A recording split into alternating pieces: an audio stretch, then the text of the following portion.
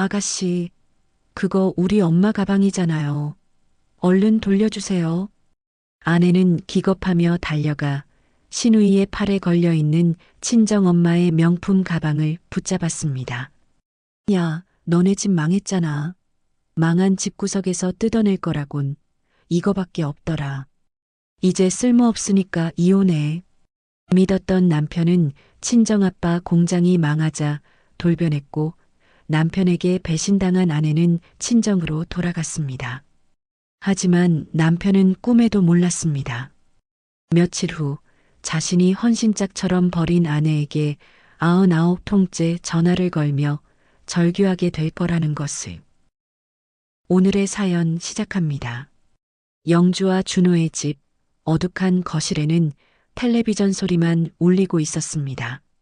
부도가 난 처가 걱정은 안중에도 없다는 듯 준호는 소파에 비스듬히 누워 휴대전화 화면만 뚫어져라 쳐다보고 있었습니다.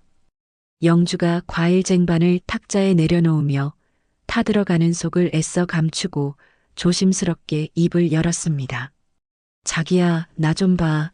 아빠 공장 일 말이야. 당장 직원들 퇴직금 줄 돈이 없어서 난리래. 우리 적금 든 거 있잖아. 그거라도 좀 깨서. 준호가 휴대전화에서 눈을 떼지도 않은 채 들을 가치도 없다는 듯 코웃음을 쳤습니다. 야, 김영주. 너 지금 제정신이야? 그 공장 이미 가망 없어. 밑 빠진 독에 물 붓기라고. 우리 미래까지 말아먹으려고. 우리 미래라니? 우리 아빠 일이야. 지금 당장 급한 불만 끄면 다시 일어설 수 있어. 준호가 벌떡 일어나더니 영주의 손에 들린 지갑을 거칠게 낚아챘습니다. 시끄러워. 너 자꾸 딴 주머니 찰 생각하지 마. 처가 돕는답시고 돈 빼돌리는 꼴은 내 눈에 흙이 들어가도 못 보니까.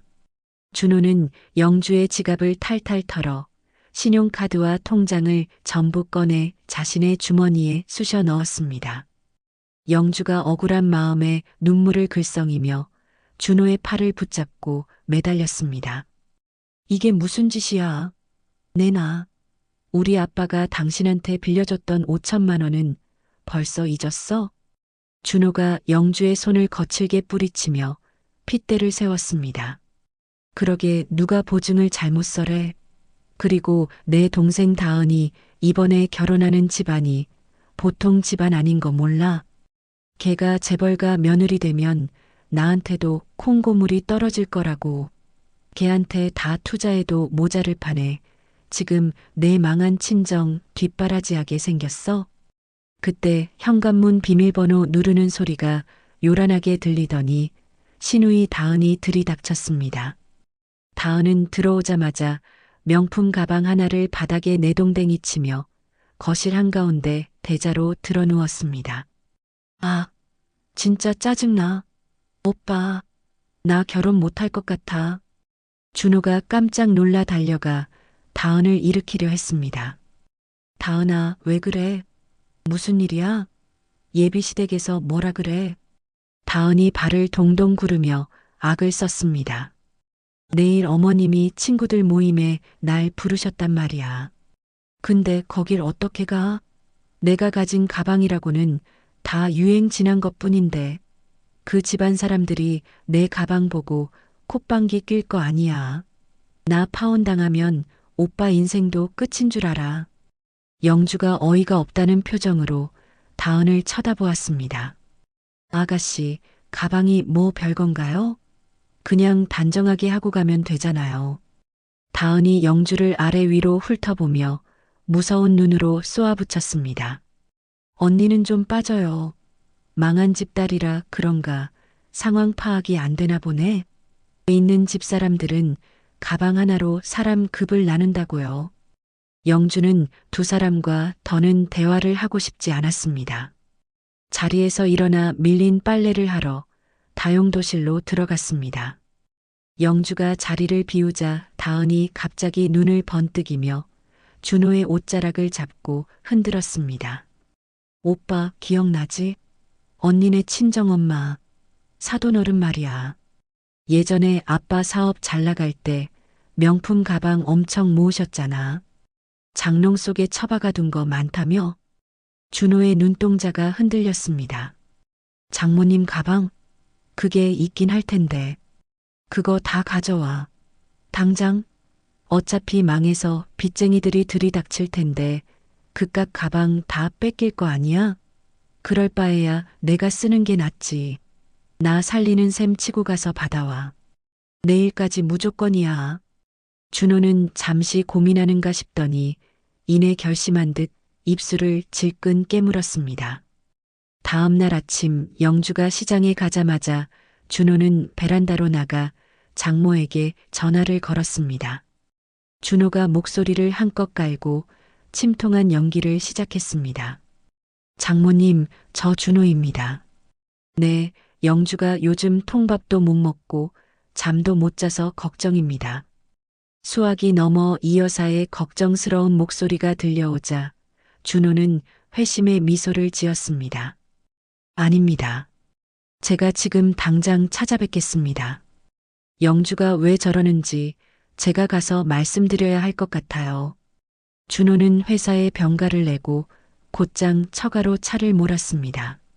이 여사는 며칠 새 헬쑥해진 초췌한 얼굴로 현관 앞까지 나와 준호를 맞이했습니다. 자네 왔나? 영주가 많이 아픈가? 무슨 일이야 도대체? 준호는 거실 소파에 앉자마자 고개를 푹 숙이고 마른 세수를 하며 깊은 한숨을 쉬었습니다. 장모님, 사실 영주가 우울증이 심각합니다. 처가 댁 사정도 그렇고 이번에 제 동생 결혼식에 갈 때 들고 갈 명품 가방 하나 없다고 며칠 밤을 울더라고요. 친구들은 다 명품 들고 오는데 자기는 초라하다면서. 이 여사의 손이 부들부들 떨렸습니다.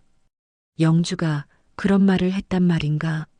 준호가 이 여사의 떨리는 손을 덥석 잡으며 간절한 눈빛을 보냈습니다. 장모님, 영주기 좀 살려주십시오. 장모님께서 예전에 아끼시던 가방들 있잖습니까? 그거라도 영주가 들고 가면 좀 위로가 될 것 같습니다. 어차피 지금 상황에서 그거 팔아봤자 빚 갚는 데엔 간에 기별도 안 가지 않습니까? 이 여사는 눈물을 훔치며 안방으로 들어갔습니다. 잠시 후 이 여사는 장롱 깊숙한 곳에서 보자기에 쌓인 가방들을 하나둘 꺼내왔습니다. 관리 상태가 완벽한 최고급 명품 가방 5개가 거실 테이블 위에 놓였습니다. 이 여사는 가장 낡았지만 윤기가 흐르는 가방 하나를 쓰다듬으며 떨리는 목소리로 말했습니다.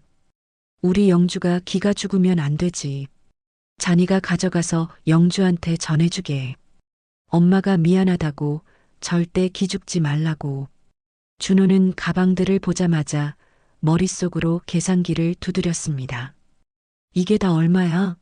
상태 보니까 S급이네. 다은이 하나 주고 남은 건 팔아도 쏠쏠하겠어. 준호는 억지로 슬픈 표정을 지으며 가방들을 챙겼습니다. 감사합니다, 장모님. 영주가 이거 보면 정말 기뻐할 겁니다. 제가 잘 전하겠습니다. 이 여사가 쇼핑백에 가방을 담아주는 동안 준호는 거실벽에 걸린 가족 사진을 힐끗 쳐다보았습니다. 환하게 웃고 있는 영주와 장인, 장모의 모습의 순간 가슴 한구석이 찔끔했지만 준호는 고개를 세차게 저었습니다. 아냐, 난 내 가족 챙기는 거야. 이 집은 끝났어.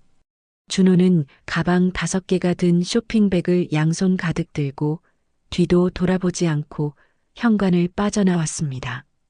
준호가 집에 들어서자마자 거실에서 기다리고 있던 다은이 달려와 쇼핑백을 낚아챘습니다. 오빠, 진짜 가져왔네? 와, 대박. 역시 우리 오빠 능력 좋다니까. 다은은 가방들을 거실 바닥에 와르르 쏟아부었습니다. 형형색색의 가방들이 거실 조명을 받아 영롱하게 빛났습니다. 다은은 그 중에서 가장 비싸 보이는 가방을 집어들고 거울 앞에서 요리조리 비춰보았습니다. 이거 봐. 이거 단종된 모델이라 구하기도 힘든 건데 상태 완전 좋아. 이거 들고 나가면 시어머니도 기절하시겠는데? 준호가 소파에 털썩 앉으며 답답했던 넥타이를 거칠게 풀었습니다. 힘들어 죽는 줄 알았다. 장모님이 우는 소리 하는데 비위 맞추느라 혼났네. 다은이 가방을 열어 안쪽을 확인하다가 종이 한 장을 발견했습니다. 이게 뭐야? 편지 같은데? 다은이 꼬깃꼬깃 접힌 편지를 꺼내 소리내어 읽기 시작했습니다. 영주야, 엄마가 너한테 물려주려고 평생 아꼈던 거야. 우리 딸 힘들어도 절대 기죽지 마라. 엄마가 항상 사랑한다. 아우, 궁상 맞아 진짜. 무슨 유언장이야? 준호가 다은의 손에서 편지를 뺏어 들고 장모의 삐뚤빼뚤한 글씨를 보더니 짜증이 확 밀려왔습니다. 영주가 보면 또 질질 짜면서 도로 갖다 준다고 난리 칠 게 뻔해. 준호는 편지를 닥치는 대로 구겨서 쓰레기통에 휙 던져버렸습니다. 잘했어, 오빠. 어차피 주인은 바뀐 거야. 자, 그럼 분배를 해볼까? 난 이거랑 저거랑 요까만 거 이렇게 3개 가질게. 나머지는 오빠가 팔아서 용돈 하든지 해. 준호가 눈을 동그랗게 떴습니다. 야, 너 하나만 빌려간다며? 3개는 너무 많은 거 아니냐? 나도 좀 남겨야 빚을 갚지. 다은이 정색하며 준호의 어깨를 툭 쳤습니다. 오빠 생각이 짧네. 내가 이 가방 들고 가서 기사라서 결혼 잘하면 그게 다 오빠한테 돌아오는 거야. 내 덕 볼 생각이라며? 투자를 해야 거둘 거 아니야. 준호는 다은의 말에 설득당한 듯 고개를 끄덕였습니다. 하긴 틀린 말은 아니다. 네가 잘 돼야 우리 집안이 피는 거니까. 그래, 가져가라. 다은이 냉장고에서 샴페인을 꺼내와 잔 2개에 가득 따랐습니다. 자, 우리의 찬란한 미래를 위하여. 짠. 그래, 이번엔 진짜 제대로 한 건 하자. 짠. 2 사람은 장모의 추억과 영주의 눈물이 담긴 가방을 사이에 두고 희희낙낙하며 샴페인 잔을 부딪혔습니다. 쓰레기통 속에 처박힌 구겨진 편지 위로 샴페인 한 방울이 툭 떨어져 얼룩을 남겼습니다. 그날 저녁 영주는 시장에서 콩나물 한 봉지를 깎느라 실랑이를 벌이다 돌아왔습니다. 현관문을 열자마자 눈에 들어온 광경에 손에 들고 있던 장바구니를 툭 떨어뜨리고 말았습니다. 바닥으로 굴러떨어진 두부 한 모가 뭉개졌지만 영주의 눈에는 오직 거실 바닥에 널브러진 가방들만 들어왔습니다. 엄마가 평생을 아끼던 그 귀한 가방들이 바닥에 굴러다니고 있었습니다. 그 한가운데서 다은은 엄마가 가장 아끼던 가방을 어깨에 메고 거울 앞에서 춤을 추듯 빙글빙글 돌고 있었습니다. 다은이 꽉 찬 파우치를 억지로 가방 안에 쑤셔 넣자 뿌드득하고 가죽이 비명처럼 찢어지는 소리가 거실을 울렸습니다. 야, 내 거울. 오빠 나 이 가방 색깔 어때? 내 피부톤이랑 찰떡이지? 영주가 기겁하며 달려가 다은의 팔을 거칠게 낚아챘습니다. 지금 뭐 하는 짓이야? 그거 우리 엄마 가방이잖아. 아가씨가 왜 남의 귀한 물건을 함부로 만져? 당장 내려놔. 다은이 짜증난다는 듯 영주의 손을 매몰차게 뿌리치며 입술을 삐죽거렸습니다. 아, 깜짝이야. 언니는 들어올 때 인기척 좀 하고 들어오지. 사람 놀라게. 소파에 누워 텔레비전 예능 프로그램을 보며 낄낄거리고 있던 준호가 귀찮다는 듯 고개를 돌리며 대수롭지 않게 대꾸했습니다. 왔어? 아, 그거 장모님이 가져가라고 하시던데? 다은이 결혼하는데 기죽지 말라고 선뜻 내주시던데? 뭐? 말도 안 돼. 엄마가 이 가방들을 얼마나 아끼는데 당신 엄마한테 도대체 무슨 거짓말을 했길래 엄마가 이걸 줘? 영주가 믿을 수 없다는 표정으로 다가가자 준호가 벌떡 일어나 영주 앞을 가로막으며 비아냥거렸습니다. 야, 김영주. 말은 바로 하자. 거짓말이라니? 너 맨날 친정 망했다고 죽고 싶다느니 징징거렸잖아. 그게 우울증이지 뭐야?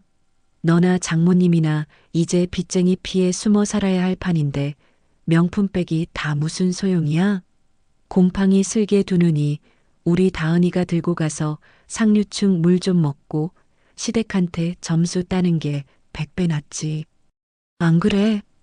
영주가 기가 막혀 말을 잇지 못하고 입술만 파르르 떨었습니다. 떨리는 손으로 주머니에서 휴대전화를 꺼내 친정엄마에게 전화를 걸었습니다. 그 모습을 본 다은이 거울을 보다 말고 달려와 날카로운 비명을 질렀습니다. 언니, 지금 전화해서 뭐하게? 다 늙은 노인네한테 꼬지르게. 나 참 치사해서 정말 못 봐주겠네. 이미 가져온 걸 어쩔 거야? 내일 예비 시댁 모임에 가져가야 한단 말이야. 지금 뺏어가면 나더러 망신당하라는 거야? 다은은 영주의 휴대전화를 뺏으려 손을 뻗으며 악을 썼습니다. 내 결혼 망치면 언니가 책임질 거야? 그 집안 사람들이 내 가방 보고 콧방귀 끼면 오빠 인생도 끝장이라고. 오빠가 빚 다 갚아준다는데 그게 그렇게 배가 아파? 영주는 다은을 힘껏 밀쳐내고 간신히 수화기에 귀를 기울였습니다. 신호음이 몇 번 가기도 전에 엄마의 힘없는 목소리가 들려왔습니다. 영준이, 김서방 다녀갔는데 네가 우울증 때문에 죽고 싶어 한다고 베란다 난간 잡고 서 있었다면서 가방이라도 쥐어주면 좀 살 것 같다고 해서 엄마가 못나서 미안하다. 그거라도 들고 마음 좀 추스려. 영주는 머리를 둔기로 얻어맞은 듯 멍해져서 준호를 쏘아보았습니다. 배신감과 분노에 눈물이 왈칵 쏟아졌습니다. 당신, 날 팔아서 엄마한테 사기를 쳐? 내가 언제 죽고 싶다고 그랬어. 엄마가 저걸 어떻게 모으신 건데 아빠가 피땀 흘려번 돈으로 사준 추억이란 말이야. 내 목숨 같은 거야. 당장 돌려드려. 당장? 영주가 악을 쓰며 바닥에 있는 가방을 집으려 달려들자 준호가 영주의 어깨를 거칠게 밀쳤습니다. 영주는 중심을 잃고 바닥에 나뒹굴며 식탁 모서리에 이마를 쿵 하고 찧었습니다. 붉은 피가 이마를 타고 주르륵 흘러내렸지만 준호는 눈 하나 깜짝하지 않고 바닥에 쓰러진 영주를 내려다보며 차갑게 내뱉었습니다. 시끄러워. 어차피 망한 집구석에서 추억 타령하면 밥이 나와 떡이 나와. 다은이 부잣집 시집가면 가방 준 보답으로 너네 친정의 쌀 한 가만이라도 적선할 테니까 입 다물고 있어. 주제 파악 좀 해라, 제발. 준호는 영주가 다시는 손대지 못하게 가방들을 쓸어 담아 안방으로 들어갔습니다. 영주가 비틀거리며 일어나 따라가려 했지만 철컥 소리와 함께 방문이 잠겨버렸습니다. 잠긴 문 앞에서 영주는 주먹으로 문을 쾅쾅 두드리며 오열했습니다. 안에서는 준호와 다은이 희희낙낙하는 소리만 들려올 뿐이었습니다. 그날 밤 영주는 욱신거리는 이마를 부여잡고 뜬 눈으로 밤을 지새웠습니다. 옷장 깊숙한 곳에서 먼지 쌓인 짐 가방을 꺼내며 영주는 입술을 깨물었습니다. 모욕감에 치가 떨려 더 이상 이 지옥 같은 짐승만도 못한 인간들이 있는 집에서 숨을 쉴 수가 없었습니다. 새벽빛이 어스름하게 밝아올 무렵 영주가 퉁퉁 부은 눈으로 낡은 캐리어를 끌고 현관으로 나왔습니다. 거실 소파에서 코를 골며 자고 있던 준호가 바퀴 굴러가는 소리에 부스스 눈을 떴습니다. 짐을 싼 영주를 보고 기다렸다는 듯 비열하게 웃었습니다. 준호가 하품을 늘어지게 하며 일어나더니 현관문을 활짝 열어젖히고는 짝다리를 짚고 팔짱을 꼈습니다. 오냐, 잘 생각했다. 안 그래도 좁아터진 집인데 너라도 나가주면 고맙지. 나간다고 했다? 다시는 들어올 생각 마라. 내 발로 나가는 거니까 생활비니 위자료니 딴소리 하지 말고. 영주가 대꾸할 가치도 없다는 듯 아무 말 없이 신발을 신으려는데 준호가 갑자기 영주의 팔을 낚아채더니 매의 눈으로 위아래를 훑어보았습니다. 그의 탐욕스러운 시선이 영주의 손목에 머물렀습니다. 잠깐, 이건 두고 가야지. 준호는 영주의 손목에 채워진 시계를 억지로 풀어내려 했습니다. 가죽줄이 살을 파고들자 영주가 비명을 지르며 손을 빼내려 안간힘을 썼습니다. 이거 내 예물이야. 결혼할 때 우리 아빠가 당신 롤렉스 시계 해주면서 내 것도 같이 맞춘 거라고. 이건 내 거야. 시끄러워. 내 아빠가 해준 건 내 아빠가 부도나면서 휴지 조각된 거고 이 집안에 있는 건 다 내 돈으로 관리된 거야. 어디서 날로 먹으려고 들어? 준호는 영주의 손목이 꺾이든 말든 시계를 거칠게 풀어내더니 이번에는 영주의 목에 걸린 얇은 금목걸이까지 잡아뜯었습니다. 툭 하고 가느다란 목걸이 줄이 끊어지며 영주의 하얀 목덜미에 붉은 생채기가 선명하게 났습니다. 영주가 목을 감싸주며 반항하자 준호는 영주의 등을 세게 떠밀어 현관 밖 복도로 내동댕이 쳤습니다. 아! 영주는 신발도 제대로 신지 못한 채 차가운 시멘트 바닥에 무릎을 찌으며 넘어졌습니다. 캐리어도 함께 넘어져 옷가지들이 복도에 어지럽게 쏟아졌습니다. 준호는 뺏은 시계와 목걸이를 주머니에 쑤셔 넣으며 바닥에 주저앉은 영주를 향해 침을 퇴뱉었습니다. 빈털털이 친정 가서 곰팡이 핀 밥이나 실컷 먹어라. 주제도 모르고 까불기는. 아, 맞다. 잠깐만. 준호는 신발장에 있던 굵은 소금 단지를 꺼내왔습니다. 그리고는 넘어진 영주의 얼굴을 향해 소금을 한 움큼 쥐어 힘껏 뿌렸습니다. 따가운 소금 알갱이가 영주의 눈과 상처난 목덜미 위로 우수수 쏟아졌습니다. 재수옴 붙기 전에 꺼져. 다시는 기어 들어오지 마. 퇴. 쾅.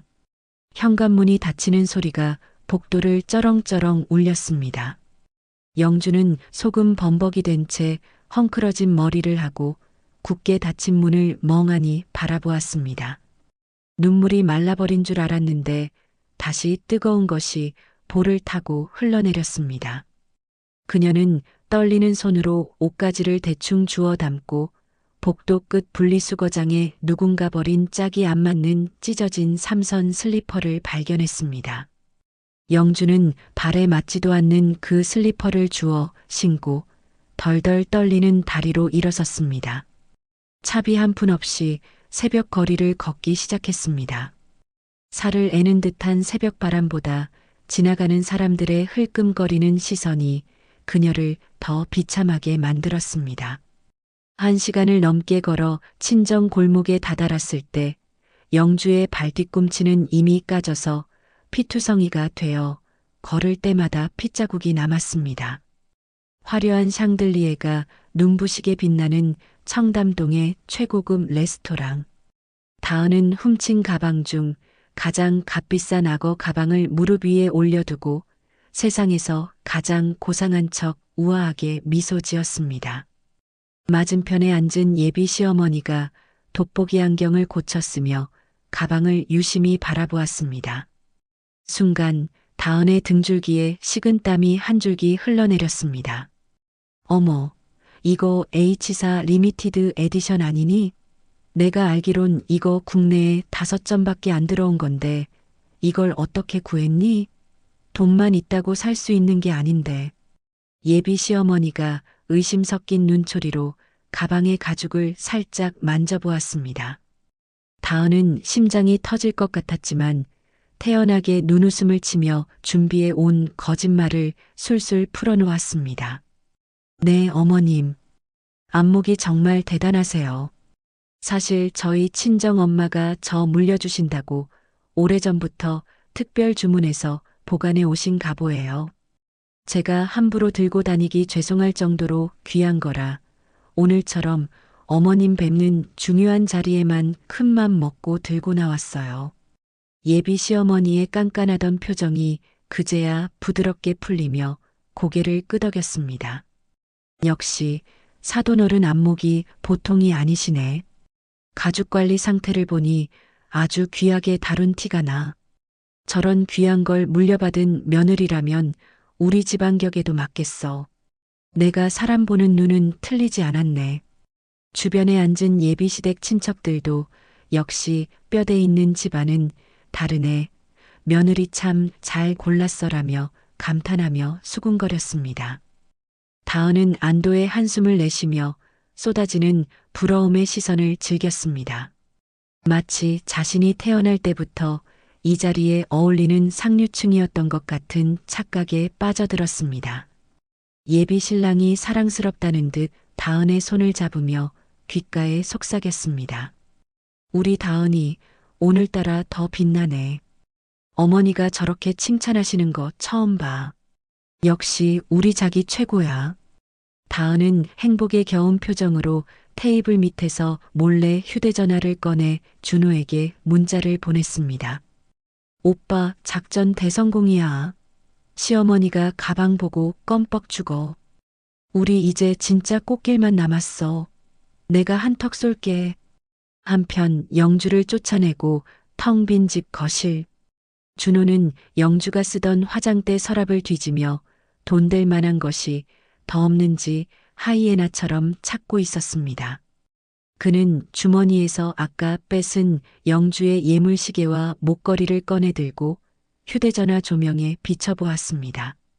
형광등 불빛에 반짝이는 다이아몬드를 보며 준호가 탐욕스럽게 입맛을 다셨습니다.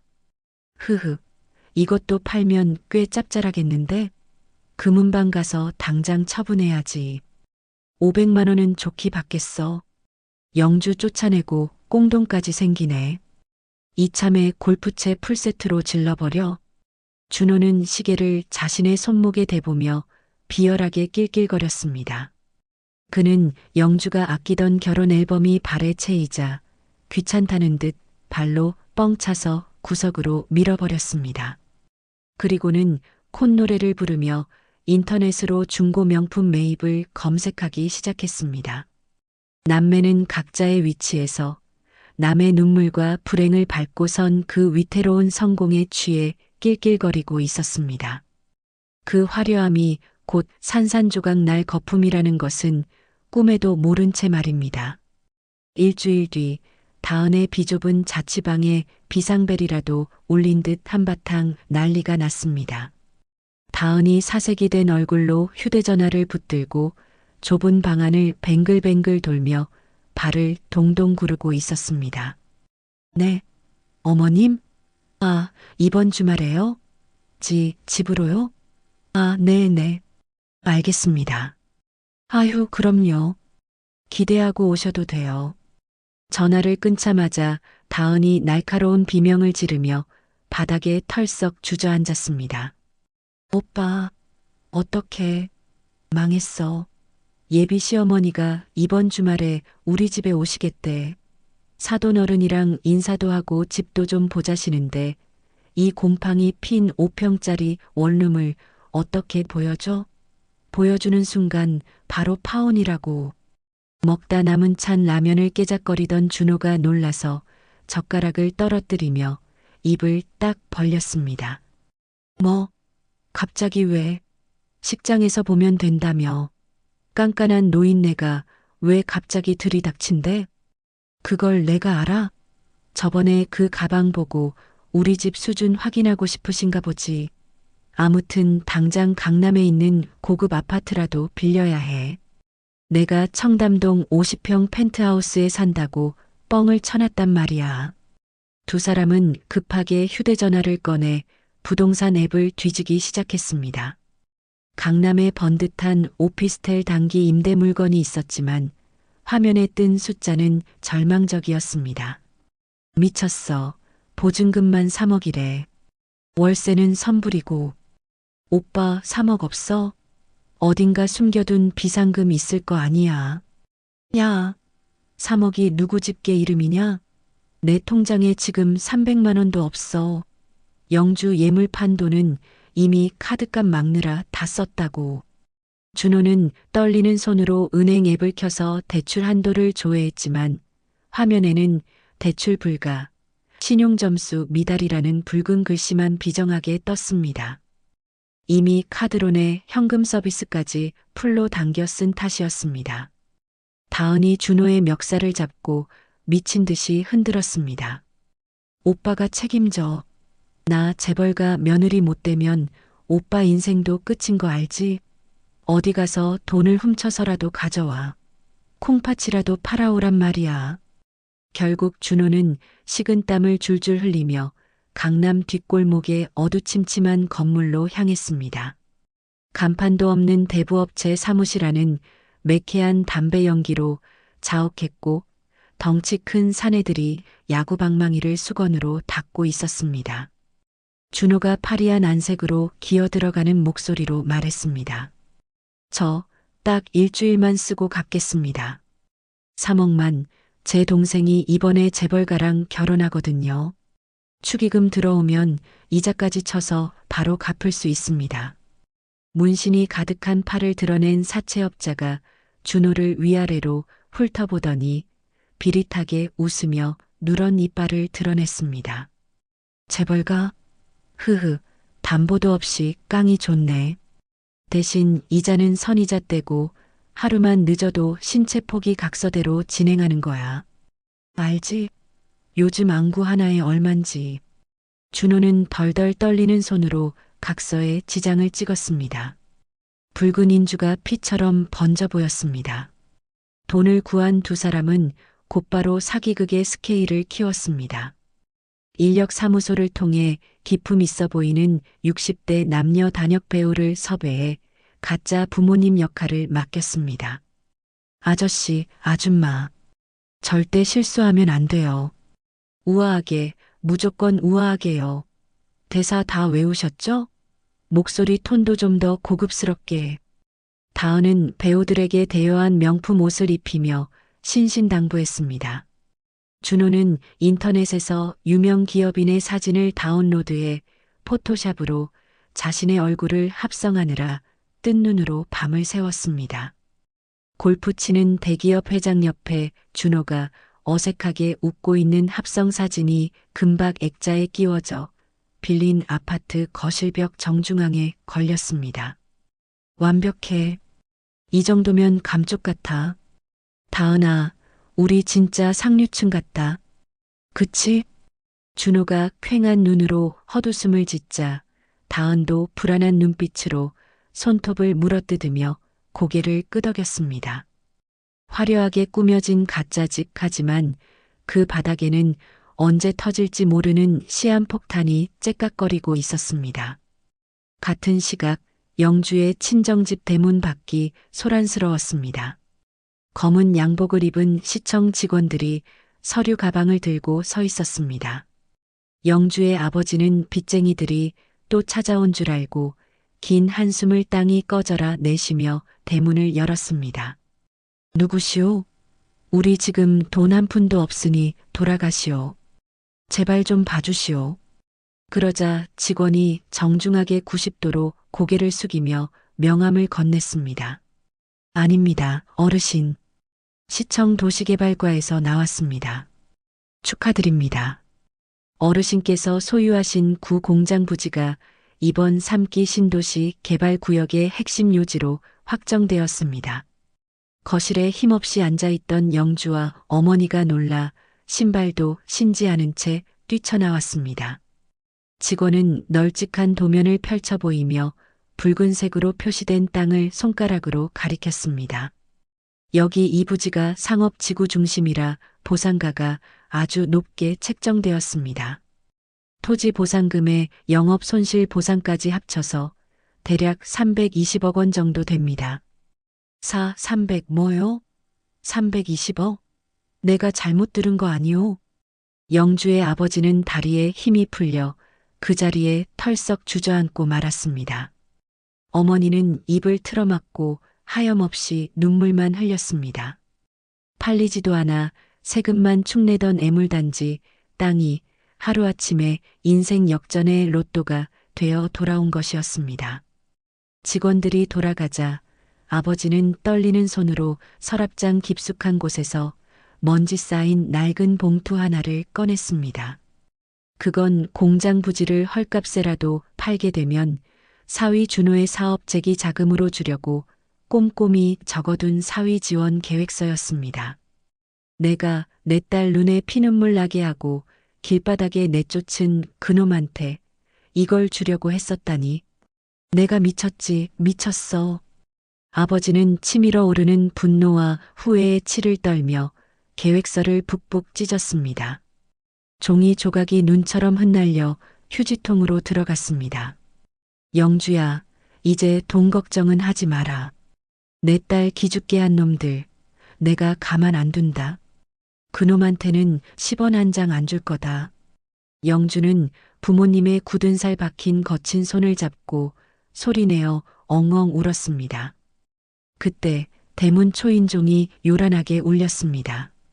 인터폰 화면을 보니 영준이가 망했다고 연락을 끊었던 고모와 사촌들이 과일 바구니와 한우 세트를 양손 가득 들고 서 있었습니다.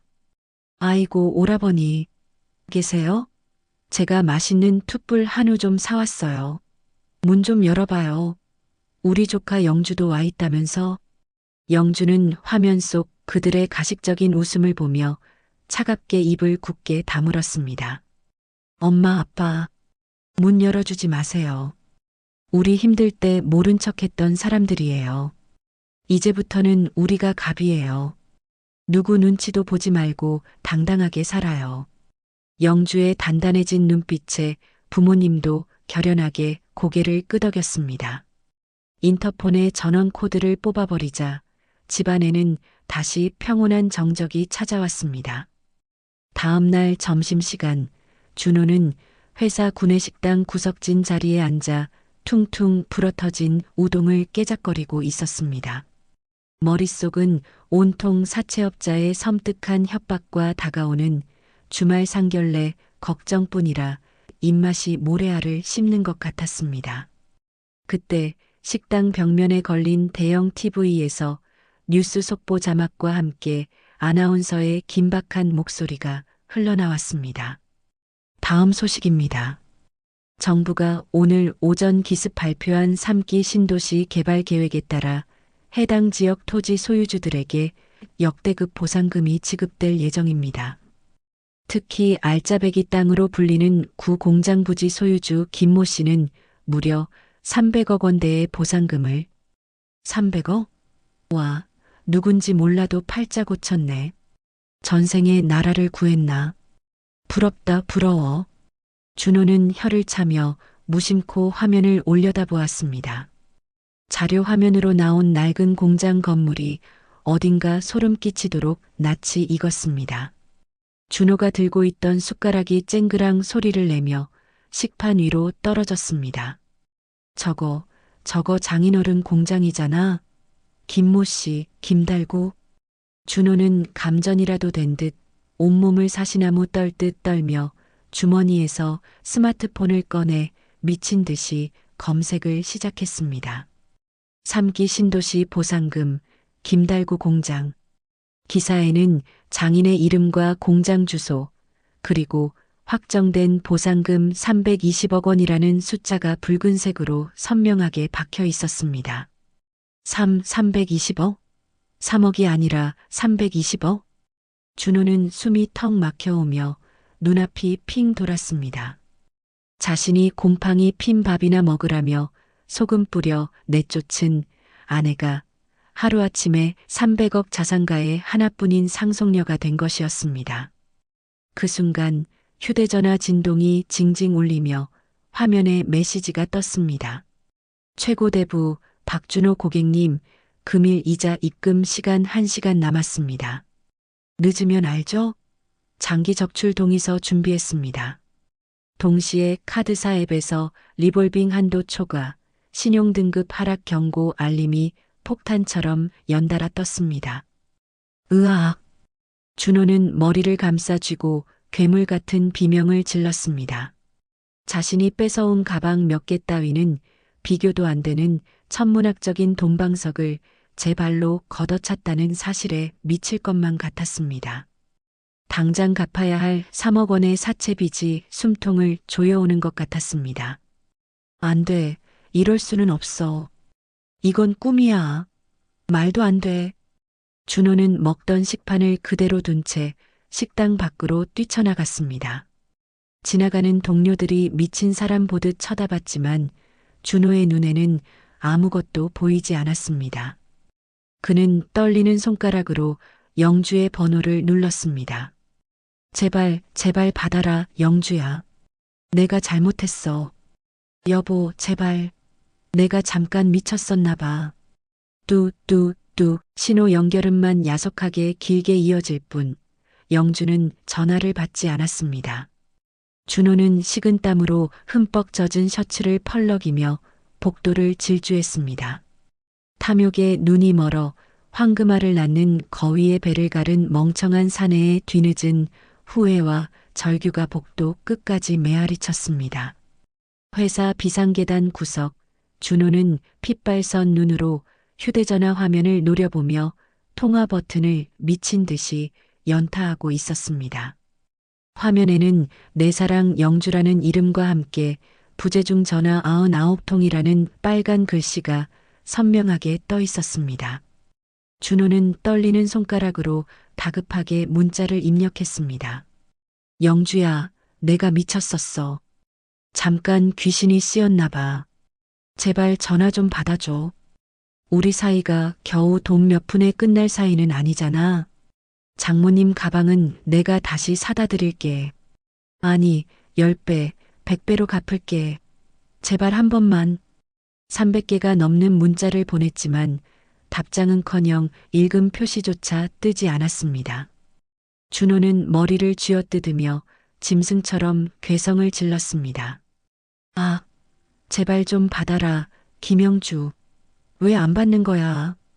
결국 준호는 지푸라기라도 잡는 심정으로 영주의 절친한 친구인 영숙에게 전화를 걸었습니다.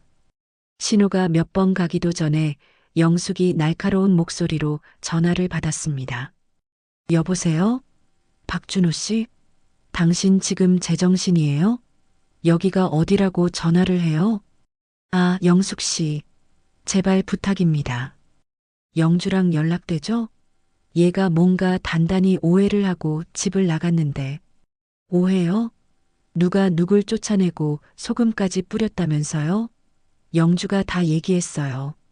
추운 새벽에 임신한 사람 내쫓으면서 그랬다면서요? 와, 사람 탈을 쓰고 어떻게 그래요? 당신네 집안 300억 대박 났다는 소문 듣고 배 아파서 연락한 거 다 알아요. 추하니까 제발 그만해요. 뚝.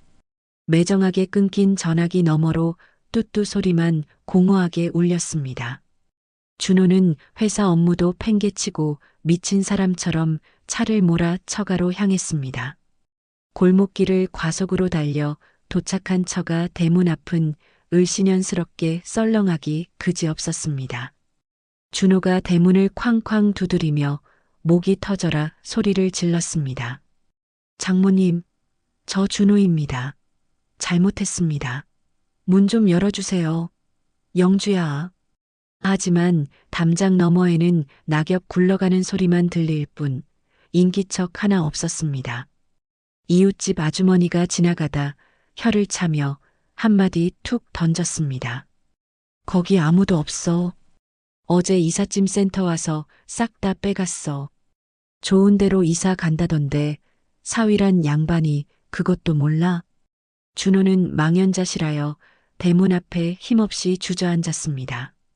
주머니 속 휴대전화에서는 회사 무단 이탈로 징계위원회에 회부하겠다는 문자가 날아왔지만 준호의 눈에는 들어오지도 않았습니다. 그때 다은에게서 전화가 걸려왔습니다. 오빠, 돈 구했어? 이번 주에 예물비랑 식장 예약금 잔금 치러야 한단 말이야. 안 그러면 다 취소된다고.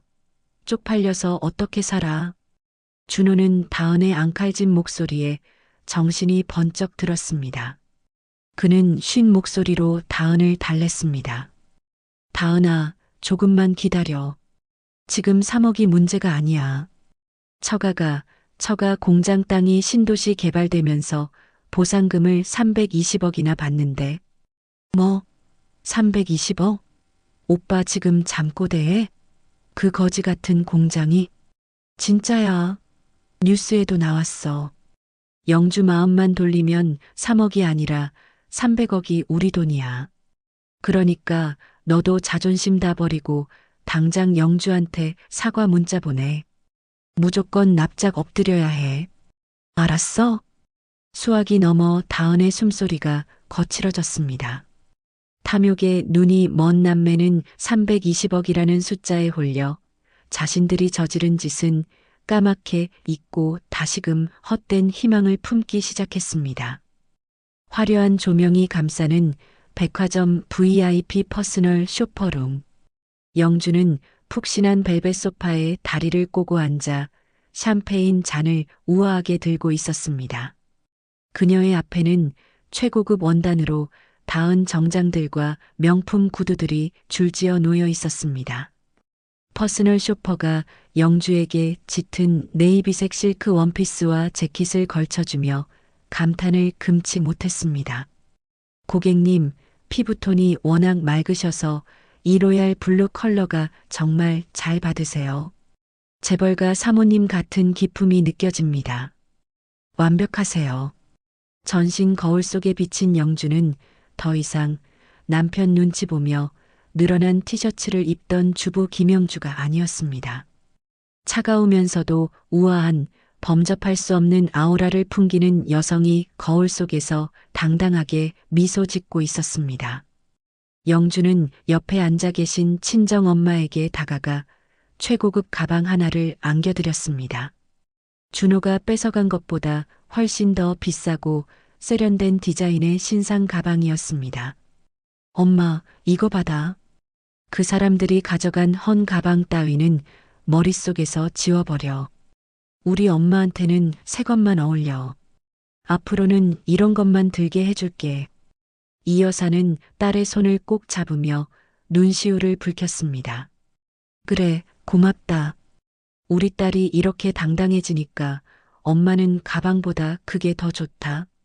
이제야 내 딸 얼굴이 피네. 쇼핑을 마친 영주는 곧바로 국내 최고의 대형 로펌 회의실로 향했습니다. 대리석 테이블 위에는 준호의 폭언이 담긴 녹음기, 현관 CCTV 영상, 캡처본, 다은이 보낸 협박 문자 내역서가 수북하게 쌓여 있었습니다. 이혼 전문 변호사가 서류를 꼼꼼히 검토한 후 안경을 고쳤으며 확신에 찬 목소리로 말했습니다. 완벽합니다. 남편분의 유책 사유가 차고 넘칩니다. 재산 분할은커녕 위자료 청구 소송에서 최고액을 받아낼 수 있습니다. 게다가 신우이의 행위는 단순한 가족 간 갈등이 아니라 특수절도 및 사기, 공갈, 협박에 해당합니다. 형사 고소까지 동시에 진행하시죠. 변호사의 눈빛이 날카롭게 빛났습니다. 특히 신우이가 예비시댁을 속이고 결혼을 진행 중이라는 점, 그리고 그 과정에서 사기 행각이 있었다는 점, 이게 가장 큰 치명타가 될 겁니다. 이 사실이 알려지면 그쪽 집안에서도 가만히 있지 않을 테니까요. 영주는 차분하게 녹차를 한 모금 마신 뒤 싸늘하게 가라앉은 눈으로 변호사를 바라보았습니다. 변호사님, 서두르지 마세요. 그냥 이혼하고 처벌받게 하는 걸로는 부족해요. 그 사람들이 가장 행복한 꿈을 꾸고 있을 때, 가장 높은 곳에 올라갔다고 착각할 때, 그때 터뜨려 주세요. 아주 처참하게 재기불능으로 무너져 내리도록요. 영주는 가방에서 금박이 박힌 초대장 하나를 꺼내 테이블 위에 올려놓았습니다. 그것은 다은이 그토록 자랑하던 상견례 장소와 시간이 적힌 정보였습니다. 영주의 입가에 서늘하고도 잔혹한 미소가 번졌습니다. 어둠이 짙게 깔린 밤, 다은의 오피스텔 복도에는 숨막히는 긴장감이 감돌았습니다. 현관문에는 채무 불이행 독촉장, 법적 조치 예고라는 빨간 딱지가 덕지덕지 붙어 있었습니다. 밖에서는 쿵쿵거리는 발소리와 함께 거친 욕설이 들려왔습니다. 야, 박준호, 안에 있는 거 다 알아. 쥐새끼처럼 숨지 말고 나와. 문 안 열어? 확 뜯어버린다. 방 안은 전기세 미납으로 불도 켜지 못한 채 암흑천지였습니다. 준호와 다은은 거실 구석에 웅크리고 앉아 숨소리조차 크게 내지 못하고 벌벌 떨고 있었습니다. 준호의 휴대전화는 쉴 새 없이 진동하며 빛 독촉 알림을 토해냈지만 차마 받을 엄두를 내지 못했습니다. 다은이 준호의 팔을 꼬집으며 울먹이는 목소리로 속삭였습니다. 오빠 어떡할 거야? 저 사람들 진짜 문 따고 들어오면 어떡해? 나 무서워 죽겠어. 신체 포기각서 진짜야? 준호가 머리를 감싸주며 괴로워했습니다. 나도 미치겠다. 카드깡에 지인들한테까지 손 벌렸는데 다 막혔어. 신용불량이라 3억은커녕 300만 원도 안 나와. 제2금융권도 다 막혔다고. 다은이 도끼 서린 눈으로 준호를 노려보았습니다.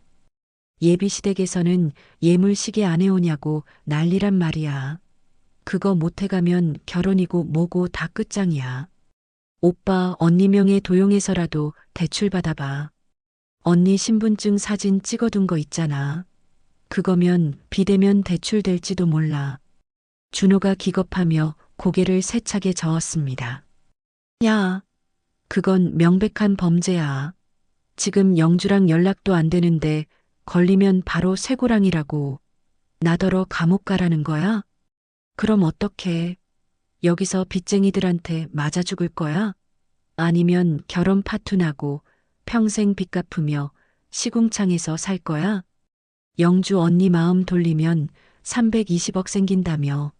그때 갚으면 되잖아. 일단 급한 불부터 꺼야지. 오빠가 나 책임진다며. 다은의 광기 어린 닭달에 준호의 눈동자가 심하게 흔들렸습니다. 도덕적 판단력은 이미 마비된 지 오래였고 눈앞의 위기를 모면하고 싶은 비열한 욕망만이 꿈틀거렸습니다.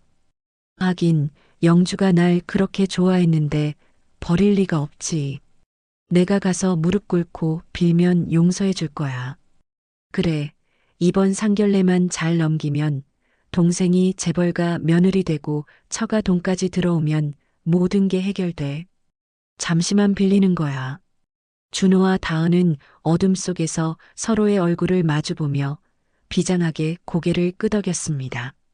두 남매는 헛된 망상에 빠져 파멸을 향한 가속 페달을 힘껏 밟고 있었습니다. 며칠 후 서울 시내가 한눈에 내려다 보이는 특급 호텔의 프라이빗 룸.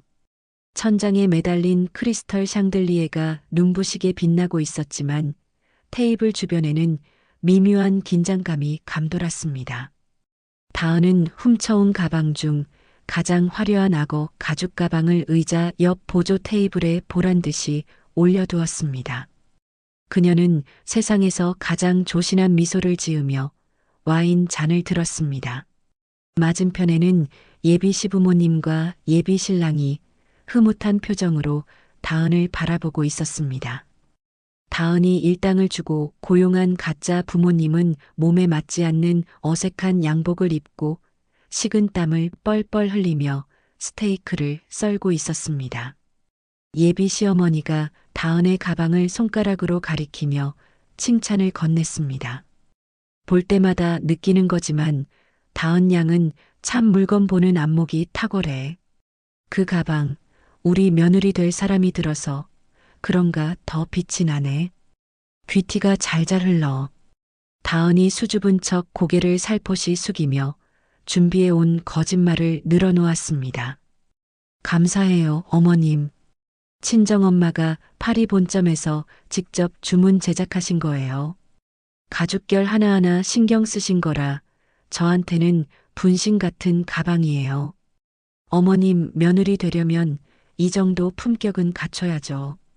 그때 굳게 닫혀있던 룸의 양쪽 문이 쾅 하고 벌컥 열리며 찬바람이 들이닥쳤습니다.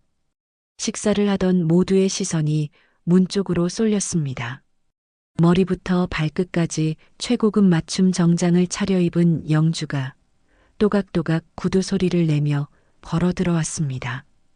그 뒤로는 건장한 경호원들이 도열해 있었습니다.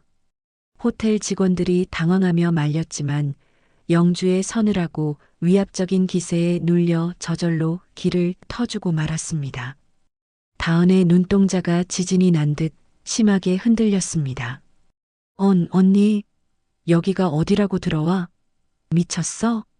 당장 안 나가? 영주는 다은에게 눈길조차 주지 않고 예비 시부모님을 향해 정중하게 허리를 90도로 숙여 인사했습니다. 즐거운 식사 자리에 불쑥 끼어들어 죄송합니다. 저는 박다은 씨의 올케 김영주라고 합니다. 잠시 도둑맞은 제 물건을 찾으러 왔습니다. 예비 시어머니가 불쾌한 기색을 드러내며 냅킨을 테이블에 거칠게 던졌습니다. 아니, 이게 무슨 무례한 짓입니까? 도둑맞은 물건이라니요? 지금 우리 며느리 될 아이한테 무슨 망발을 하는 겁니까? 영주는 천천히 다은에게 다가가 의자 위에 놓인 가방을 검지 손가락으로 정확히 가리켰습니다. 그 가방 다은 씨 것이 아닙니다. 저희 친정엄마가 평생을 아껴오신 건데 며칠 전 저 사람들이 작당하고 훔쳐간 작물이거든요. 순간 룸 안에는 숨막히는 정적이 흘렀습니다. 다은이 벌떡 일어나며 새된 비명을 질렀습니다. 거짓말이에요. 어머님, 듣지 마세요. 이 여자 지금 돈 때문에 미쳐서 헛소리하는 거예요. 저희 오빠랑 이혼 소송 중이라 앙심 품고 재 뿌리려고 이러는 거라고요. 경비 불러요, 빨리.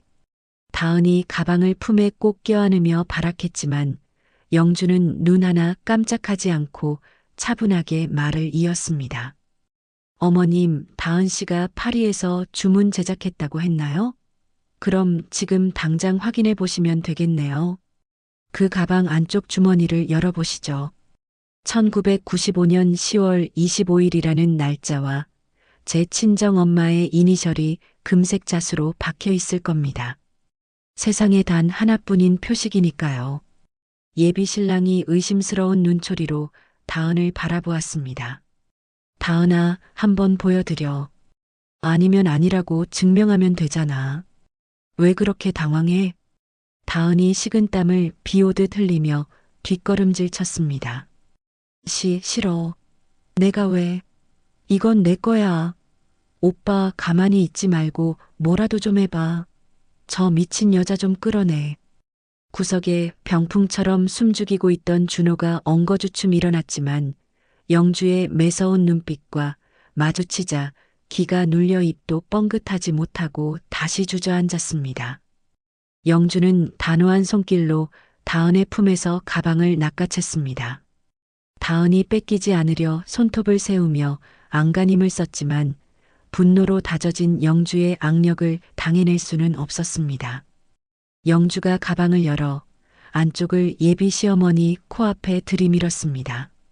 선명하게 박힌 날짜와 이니셜을 확인한 예비 시어머니의 얼굴이 흙빛으로 변했습니다.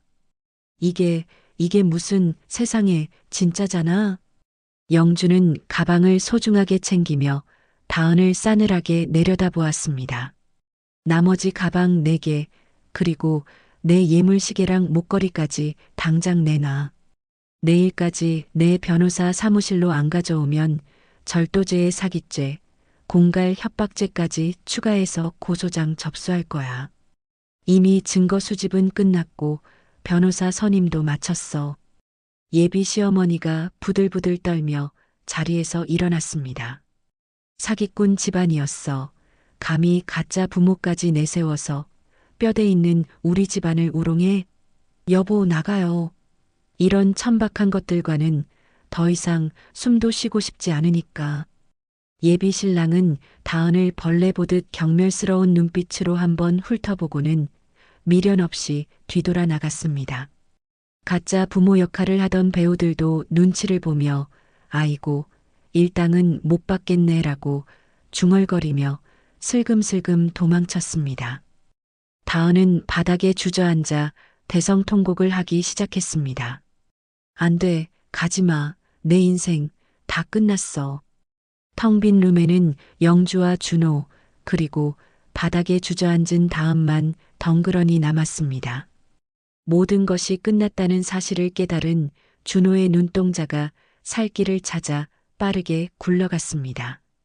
320억 자산가가 된 영주, 그리고 사기죄로 감옥에 갈 위기에 처한 빈털터리 동생. 계산적인 준호는 1초의 망설임도 없이 다은을 버리기로 결심했습니다. 그는 갑자기 무릎을 탁 꿇으며 영주의 바짓가랑이를 잡고 애원했습니다. 영주야, 여보, 나 진짜 말렸어. 하늘에 맹세해. 다은이 적의 허영심에 눈이 멀어서 장모님 가방 훔치겠다고 난리치는 거 내가 겨우 말리다가 어쩔 수 없이 휘말린 거야. 나도 피해자라고. 제발 한 번만 믿어줘. 바닥에서 울고 있던 다은이 고개를 번쩍 들었습니다. 믿었던 오빠의 배신에 눈이 뒤집힌 다은은 식탁 위에 있던 물잔을 집어 준호의 얼굴에 힘껏 끼얹었습니다. 쫙! 차가운 얼음물이 준호의 얼굴을 강타하고 하얀 와이셔츠를 적셨습니다. 이 미친 인간아. 뭐, 장모님한테 가서 눈물 연기한 게 누군데. 나한테 뒤집어 씌우면 다야? 오빠가 시킨 거잖아. 준호가 물에 젖은 생쥐꼴을 하고 벌떡 일어나 다은의 뺨을 잇는 힘껏 올려붙였습니다. 짝! 하는 소리가 룸 안에 울려 퍼졌습니다. 어디서 오빠한테 물을 뿌려? 너 때문에 내 인생까지 망쳤잖아. 네가 꼬드기지만 않았어도 나 영주랑 행복하게 잘 살고 있었어. 다 너 때문이야. 웃기고 있네. 영주 언니 쫓아내고 희희낙낙하던 게 누군데. 320억 소리 듣고 눈 돌아가서 침 흘리며 언니 찾던 거 내가 모를 줄 알아? 이 쓰레기 같은 인간아. 다은은 악을 쓰며 준호에게 달려들어 머리채를 휘어잡았습니다. 준호도 지지 않고 다은의 머리채를 잡고 흔들었습니다. 이거 안 나? 나. 이 미친년이 진짜. 너나 나. 너 죽고 나 죽자. 혼자만 살겠다고? 남매는 서로 뒤엉켜 바닥을 뒹굴며 개싸움을 벌였습니다. 식탁보가 당겨지면서 접시와 와인 잔이 와장창 깨졌습니다. 그러자 붉은 와인과 음식물들이 사방으로 튀어 그들의 명품 옷을 더럽혔습니다. 준호의 넥타이가 돌아가고 다은의 드레스가 찢어졌습니다. 두 사람은 이성을 잃고 짐승처럼 으르렁거리는 것을 멈추지 않았습니다. 다은은 준호의 팔을 이빨로 물어뜯었고 준호는 다은의 배를 발로 밀어내며 추악한 육탄전을 벌였습니다. 아, 내 팔. 이거 안 나? 살 좀 떨어져 나가겠어. 오빠가 내 인생 물어내. 내 결혼 물어내라고. 320억 내놔. 소란을 듣고 달려온 호텔 보안 요원들이 무전기를 들고 들이닥쳤습니다. 고객님들, 여기서 이러시면 안 됩니다. 그만하세요. 경찰 부릅니다. 건장한 보안 요원 2명이 엉겨붙은 남매를 억지로 떼어냈습니다. 준호는 머리카락이 산발이 되고 얼굴에 생채기가 난 채 끌려나가면서도 영주를 향해 고개를 돌려 비굴하게 외쳤습니다. 영주야, 나 좀 봐줘. 제가 다 한 짓이야. 나는 억울해. 우리 다시 시작하자. 다은은 신발도 벗겨진 채 바닥에 질질 끌려가며 악을 썼습니다. 오빠, 너 가만 안 둬. 감옥 가도 너랑 같이 갈 거야. 이거 나. 놓으라고. 내 가방 내놔. 호텔 복도에 있던 다른 손님들이 휴대전화를 꺼내 이 기가 막힌 난동을 촬영하기 시작했습니다. 플래시가 터질 때마다 준호와 다은은 얼굴을 가리며 괴이한 비명을 질렀습니다. 남매의 추악한 민낯이 실시간으로 SNS에 퍼져나가고 있었습니다. 아수라장이 된 현장 한가운데서 영주는 옷깃 하나 흐트러지지 않은 채 고고하게 서 있었습니다. 그녀는 되찾은 엄마의 가방을 가슴에 소중히 품고 짐승처럼 서로를 물어뜯으며 끌려가는 두 사람을 차가운 눈으로 내려다보았습니다.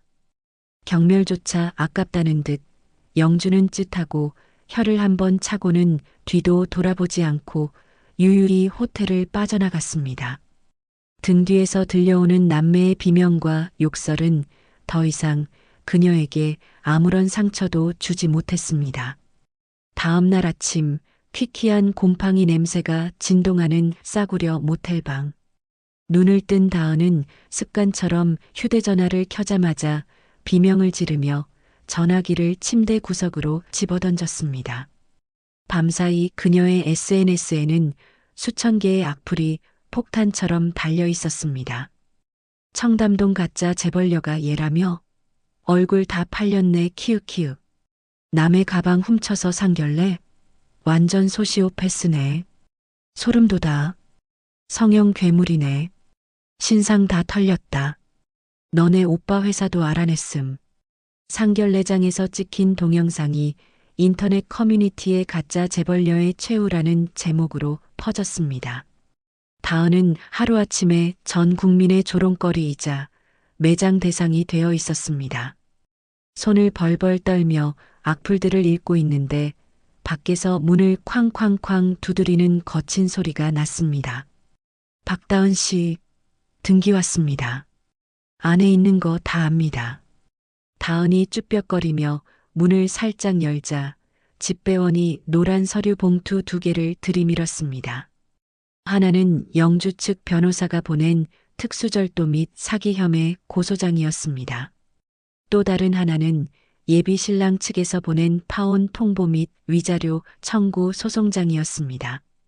위자료 청구 금액란에는 예식장 위약금, 예단비 반환, 정신적 피해 보상까지 합쳐 5억 원이라는 억소리 나는 금액이 붉은색으로 적혀 있었습니다. 다은은 바닥에 주저앉아 머리를 쥐어뜯으며 짐승처럼 울부짖었습니다. 아, 이게 다 뭐야? 내가 뭘 그렇게 잘못했는데 다들 나한테 왜 이래? 같은 시각 준호의 회사 로비는 아수라장이었습니다.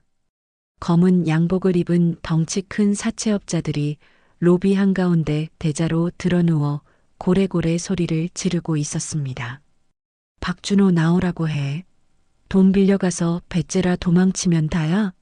이 회사 직원은 남의 돈 떼먹는 게 특기냐? 사장 나와. 출근하던 직원들이 웅성거리며 휴대전화로 영상을 찍어대기 시작했습니다. 엘리베이터에서 내리던 준호는 이 광경을 보고 기겁하여 비상구로 도망치려 했지만 매의 눈을 가진 사채업자에게 뒷덜미를 잡히고 말았습니다. 어딜 도망가? 이 쥐새끼 같은 놈아. 딱 걸렸어. 사채업자는 준호의 넥타이를 잡아 질질 끌고 로비 중앙으로 패대기 쳤습니다. 대리석 바닥에 나뒹군 준호가 비굴하게 손을 비비며 애원했습니다. 형님, 살려주세요. 갚을게요. 진짜 갚는다니까요. 며칠만 더 시간을. 웃기고 있네. 일주일 지났지?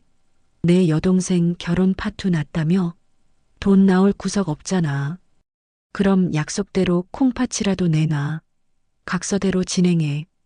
보안 요원들이 달려와 사채업자들을 제지하는 사이 인사팀장이 싸늘하게 굳은 얼굴로 준호에게 다가왔습니다. 박준호 대리, 지금 이게 무슨 추태입니까?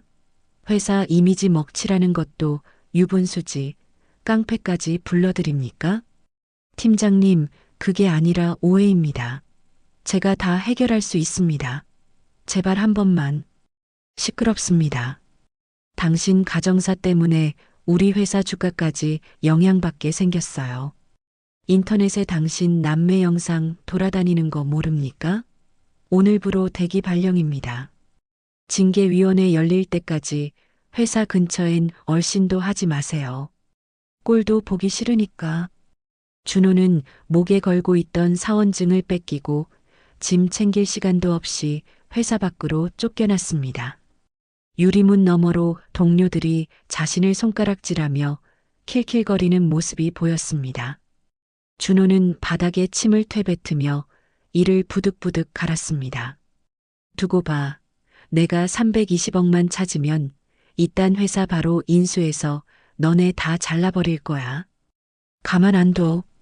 그날 밤 최고급 전원주택 단지 앞 소주 몇 병을 들이켰는지 술에 잔뜩 취해 비틀거리는 준호가 으리으리한 영준의 새집 대문 앞에 서 있었습니다. 높은 담장과 곳곳에 설치된 CCTV 그리고 굳게 닫힌 육중한 철문은 마치 난공불락의 요새처럼 보였습니다. 준호는 빈 소주병을 든 채 대문을 발로 쾅쾅 걷어찼습니다. 야, 김영주, 문 열어. 나왔어. 내 남편 박준호가 왔다고. 서방님이 오셨는데 마중 안 나와? 고요한 부촌 주택가에 준호의 술주정이 메아리 쳤지만 집안에서는 불빛 하나 새어나오지 않았습니다.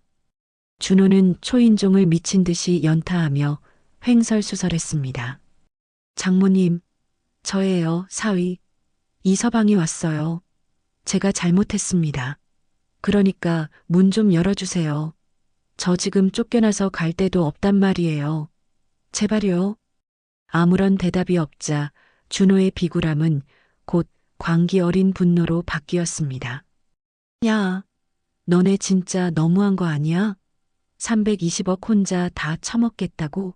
내가 너 데리고 살아준 세월이 얼만데. 위자료 내놔. 내 목 내놓으라고. 반띵해야지. 준호는 대문 옆 화단을 밟고 담장을 넘으려 시도했습니다. 그가 담장 위에 손을 얹는 순간 윙 윙 귀를 찢는 듯한 날카로운 경보음이 울리며 붉은색 경광등이 번쩍였습니다. 동시에 대문 옆 스피커에서 기계적인 경고 방송이 나왔습니다. 경고. 사유지 무단 침입 감지. 보안업체 출동 중입니다. 즉시 물러나십시오. 이게 뭐야? 아, 시끄러워. 내 마누라 집에 내가 들어가는데 왜 지랄이야? 비켜. 준호가 허우적거리며 담장에 매달려 있는 사이 순찰차 2대가 급정거하며 들이닥쳤습니다.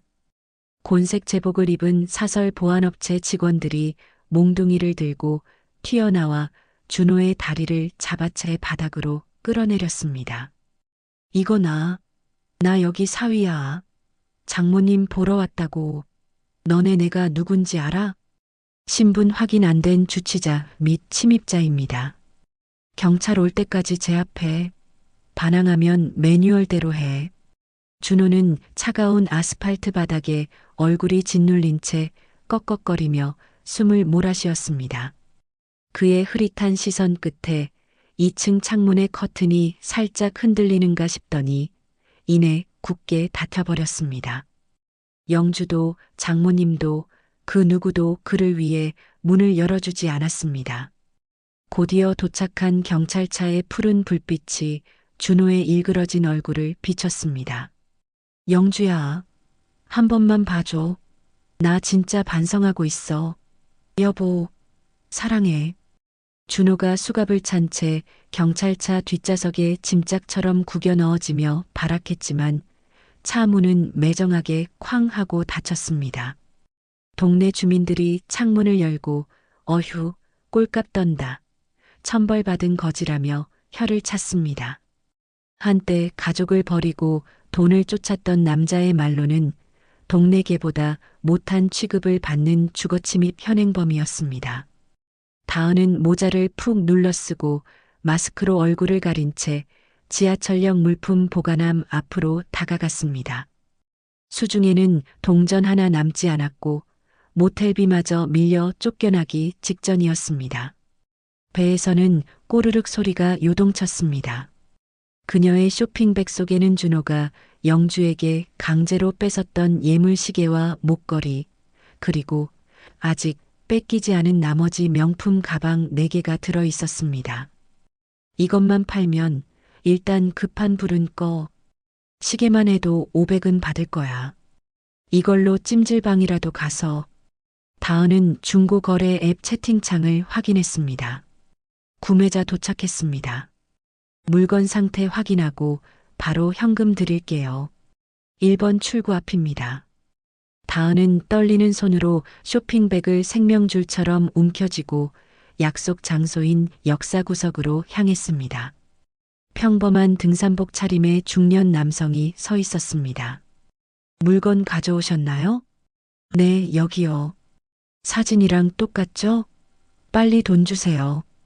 현금 맞죠? 다은이 시계와 목걸이, 가방을 꺼내 보여주자 남자가 물건을 꼼꼼히 확인했습니다. 가방 안쪽의 시리얼 넘버를 확인한 남자가 고개를 끄덕이더니 갑자기 주머니에서 은색 수갑을 꺼냈습니다. 철컥. 박다은 씨, 특수절도 및 사기 혐의로 긴급 체포합니다. 네. 야. 뭐 하는 짓이에요? 사람 살려요. 남자는 구매자가 아니라 잠복 근무 중이던 형사였습니다. 형사는 순식간에 다은의 팔을 뒤로 꺾어 수갑을 채웠습니다. 당신 뭐야? 이거 내 거야. 올케가 나한테 준 거라고. 이거 나. 다은이 말도 안 되는 거짓말까지 하며 발버둥 쳤지만 형사는 코웃음을 치며 단호하게 미란다 원칙을 옵조렸습니다. 다은은 수치심에 고개를 쳐박고 쥐구멍이라도 찾고 싶었습니다. 경찰서 조사실, 다은은 억울하다며 책상을 내리쳤습니다. 형사님, 진짜라니까요. 올케가 가지라고 줬어요. 가족끼리 물건 좀 쓴 게 무슨 죄예요? 억울해요. 형사는 한숨을 푹 쉬며 노트북 화면을 다은 쪽으로 돌렸습니다. 화면에는 당시의 현관 CCTV 영상이 선명하게 재생되고 있었습니다. 준호가 영주의 팔을 꺾어 시계를 억지로 풀어내고 목걸이를 뜯어내는 장면이 적나라하게 찍혀 있었습니다. 영주가 바닥에 내동댕이 쳐지고 준호가 소금을 뿌리는 장면까지 고스란히 담겨 있었습니다. 이게 준 겁니까? 강도짓이지. 그리고 상결례장에서 사기친 것, 예비 신랑 측 고소까지 다 들어왔으니까 콩밥 좀 아주 오래 드셔야겠네. 빼도 박도 못하는 증거 앞에서 다은의 입이 딱 벌어졌습니다. 그녀는 더 이상 변명할 말을 찾지 못하고 털썩 주저앉아 고개를 떨구었습니다. 차가운 유치장 철창 안에 갇힌 다은은 딱딱한 시멘트 바닥에 쭈그리고 앉았습니다. 화려한 청담동 며느리를 꿈꾸던 그녀의 현실은 싸늘한 냉기가 올라오는 유치장 바닥과 녹슨 쇠창살 뿐이었습니다. 흐흑, 내가 왜 이렇게 됐지? 엄마, 오빠, 나 좀 꺼내줘.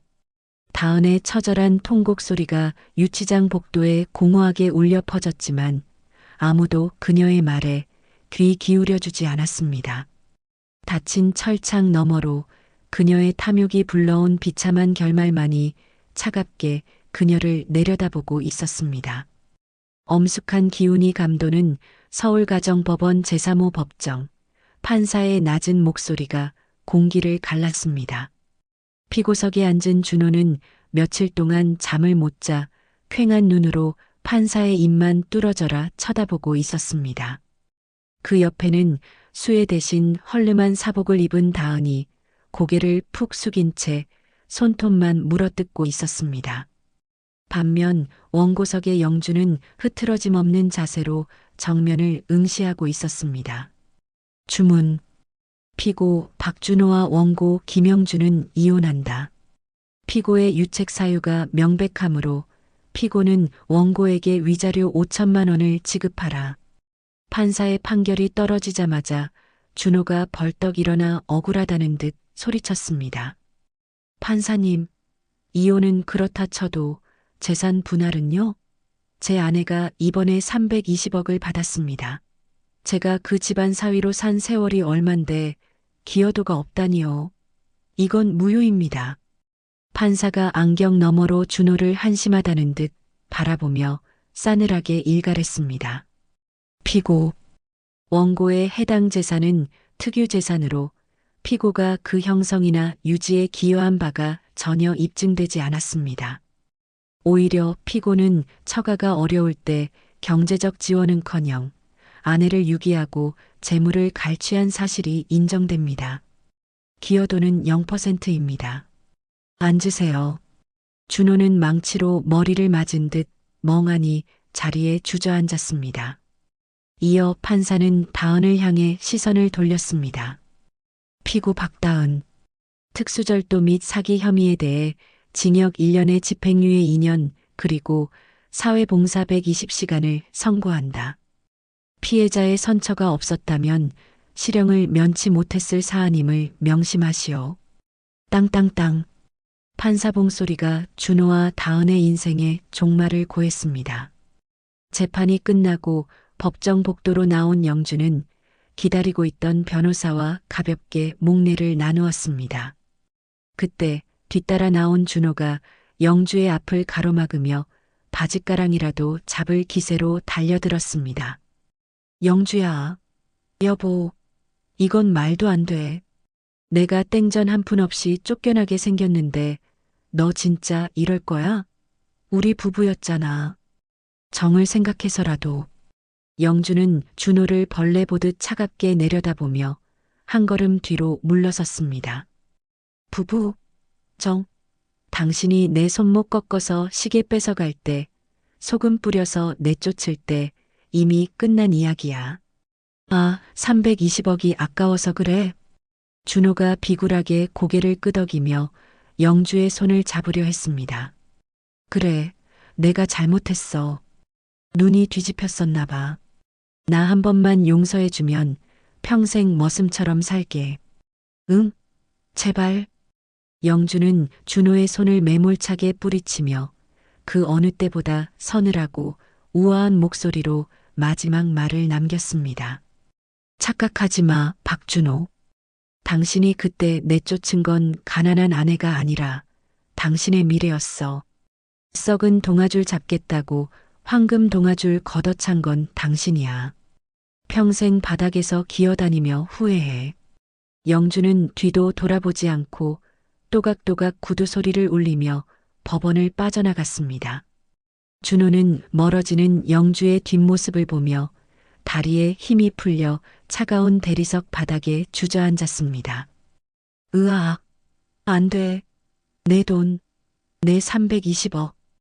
법원 로비가 떠나가라 땅을 치며 통곡하는 준호의 모습에 지나가던 사람들은 혀를 차며 손가락질을 할 뿐이었습니다. 다은은 옆에서 오빠 때문에 전과자 됐잖아. 라며 준호의 등을 주먹으로 내리치고 있었습니다. 탐욕의 끝은 비참한 파국뿐이었습니다. 며칠 후 준호와 다은이 살던 오피스텔 현관문이 강제로 열렸습니다. 법원 집행관들이 들이닥쳐 집안의 물건들에 빨간 압류 딱지를 붙이기 시작했습니다. 소파, 텔레비전, 냉장고, 심지어 다은이 아끼던 화장대까지 돈이 될 만한 모든 것에 붉은 딱지가 덕지덕지 붙었습니다. 시골에서 올라온 시어머니가 집행관의 팔을 붙잡고 매달렸습니다. 아이고, 선생님, 이러지 마세요. 이 늙은이더러 어디 가서 살라고 가구를 다 가져갑니까? 우리 아들이 곧 돈 벌어올 거예요. 집행관은 무표정한 얼굴로 시어머니를 밀어내며 사무적으로 말했습니다. 업무 방해하지 마세요. 채무 불이행으로 인한 강제 집행입니다. 비키세요. 준호와 다은은 구석에 서서 멍하니 자신들의 세간살이가 짐짝처럼 실려나가는 것을 지켜보았습니다. 결국 세 사람은 옷가지가 든 가방 몇 개만 든 채 쫓겨났습니다. 오피스텔 현관 비밀번호가 바뀌는 소리가 마치 감옥문이 닫히는 소리처럼 들렸습니다. 갈 곳이 없어진 세 사람은 찜질방을 전전했지만 그마저도 며칠 만에 돈이 떨어져 쫓겨나고 말았습니다. 화려한 상류층 결혼을 꿈꾸던 다은은 떡진 머리에 슬리퍼를 끌고 서울역 지하보도 무료 급식 소줄 맨 끝에 서게 되었습니다. 배가 고파서 자존심이고 뭐고 챙길 겨를이 없었습니다. 배식판에 담긴 식은 밥과 묽은 김칫국을 받아든 시어머니가 길바닥에 주저앉아 대성통곡을 시작했습니다. 아이고, 내 팔자야. 멀쩡한 며느리 쫓아내더니 꼴 좋다. 영주가 있을 때는 따뜻한 밥에 고기 반찬 끊이지 않았는데 내가 미쳤지. 그 착한 애를 구박하고 아이고, 영주야. 사람들이 쳐다보자 다은이 얼굴을 붉히며 시어머니의 옆구리를 쿡 찔렀습니다. 엄마, 좀 조용히 해. 창피해서 밥이 넘어가. 사람들이 다 쳐다보잖아. 이년아, 네가 창피한 건 아냐? 가방 훔치자고 꼬드긴 게 누군데. 내 오빠 인생 망치고 나까지 길거리로 나앉게 해놓고 밥이 목구멍으로 넘어가냐? 준호는 밥알을 씹는지 모래를 씹는지 모를 표정으로 허공만 바라보며 중얼거렸습니다. 다 꿈일 거야. 320억이 내 건데 내가 왜 여기서 이러고 있어. 그날 밤 하늘에 구멍이라도 뚫린 듯 장대비가 쏟아졌습니다. 갈 곳 없는 세 사람은 상가 건물 처마 밑에 옹기종기 모여 앉아 젖은 박스를 덮어쓰고 추위에 떨었습니다. 다은이 오들오들 떨며 준호에게 소리쳤습니다. 오빠, 뭐라도 좀 해봐. 나 추워 죽겠어. 어디 가서 돈 좀 빌려와. 시끄러워. 내가 지금 누구 때문에 이 꼴이 됐는데. 너만 아니었어도 나 지금 타워 팰리스 살고 있었어. 뭐, 이제 와서 내 탓이야? 오빠가 더 좋아했잖아. 서로를 원망하는 고성이 빗소리에 묻혔습니다. 화려했던 명품 가방 대신 젖은 박스를 뒤집어 쓴 남매의 모습은 비에 젖은 낙엽보다 더 초라하고 구질구질했습니다. 영주가 버린 것은 정말로 구제불능인 그들의 미래였습니다. 1년 후 서울 도심의 한 번화가에 위치한 영주희망재단 로비는 축하 화환으로 발 디딜 틈이 없었습니다. 말끔하게 리모델링된 재단 건물 로비 한가운데에는 투명한 유리 진열장이 놓여 있었고 그 안에는 말끔하게 수선된 명품 가방 5개가 조명을 받아 은은하게 빛나고 있었습니다. 가방 아래에는 가족의 사랑과 회복, 시련을 딛고 피어난 희망이라는 금색 문구가 정갈하게 새겨져 있었습니다. 단상 위에 오른 영주는 더 이상 과거의 그늘진 얼굴이 아니었습니다. 그녀는 세련된 흰색 정장을 입고 자신감 넘치는 미소를 띠며 마이크 앞에 섰습니다. 오늘 이 자리에 참석해 주신 여러분, 감사합니다. 1년 전 저는 믿었던 사람들에게 배신당하고 모든 것을 잃었다고 생각했습니다. 하지만 그 시련 덕분에 진짜 소중한 것이 무엇인지 깨달았습니다. 객석 맨 앞줄에 앉은 친정 부모님이 눈시울을 붉히며 손수건으로 눈가를 훔쳤습니다. 영주의 옆에는 훤칠한 키에 선한 인상을 가진 새로운 약혼자가 그녀를 든든하게 지켜보고 있었습니다. 약혼자는 영주가 말을 멈추고 잠시 감정에 벅차하자 따뜻한 손길로 영주의 등을 토닥여 주었습니다. 영주는 다시 환한 미소를 지으며 말을 이었습니다.